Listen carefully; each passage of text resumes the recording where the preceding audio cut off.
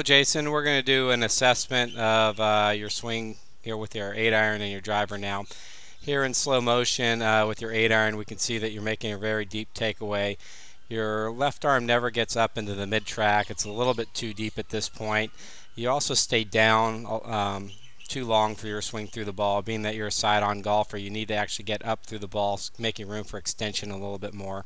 So again, in this slow motion swing, the main things we're seeing here is that you're a little bit low track in your golf swing. You stay down in your posture a little bit too long. It causes a little bit of a dip through the ball and a little bit of a throwing of the club head, and it also restricts the freedom or the rhythm of your swing as well. From the face-on view here, we're going to notice this is an 8-iron. Your ball position is a little too far forward, and that actually causes you to drift a little. You're going to see during the downswing from the transition, your head has to move quite a bit forward to try to get on top of this ball.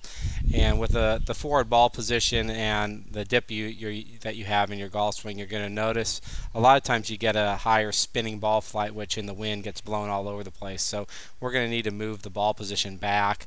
That's going to allow you to stay more on top of the ball, through the ball, and it's going to get your iron trajectory better. It's also going to help you when you have to get up through the ball. We're going to want you to post a little bit more on that left leg and then let your sternum move up a little bit so that you can extend down more. So when you improve your verticals, that makes the ball go higher, but if you move the ball back in your stance, that'll help neutralize it so you'll get a more penetrating ball flight with your iron. Here with your driver, we're going to notice you're a little closer to mid-track and you have a little bit more of a free-flowing swing because you actually get up out of posture sooner than you do with your irons, and that's really a good thing for you. Again, you have a post-up postural release pattern, so we need you to be posting on that left leg and releasing your torso up to the finish so that you're making room for a good extension through the ball.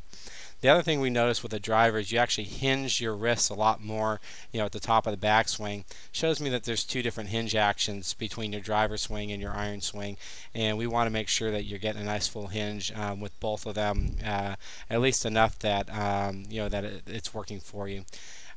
We can see here with the driver swing that you actually have a little less of a dip through the ball. You actually get up through the ball a little bit more in posture, and you'll notice that you actually drive the ball a lot better than you do your iron play at this point in time. And part of that is because you have a better hinge action in the top of the backswing. You're more in the mid-track, which fits you, and you have a better postural release that allows you to have better extension through the ball. As we watch one more slow motion swing, we're going to notice you set up in a good front anchor position with good ball position. Since you have good ball position here, your head's going to move much less during the transition through impact. It does release forward and up to the finish through the ball, which is fine because that's part of your postural release action, which you do very well with your driver, and you need to improve a lot more with your iron play.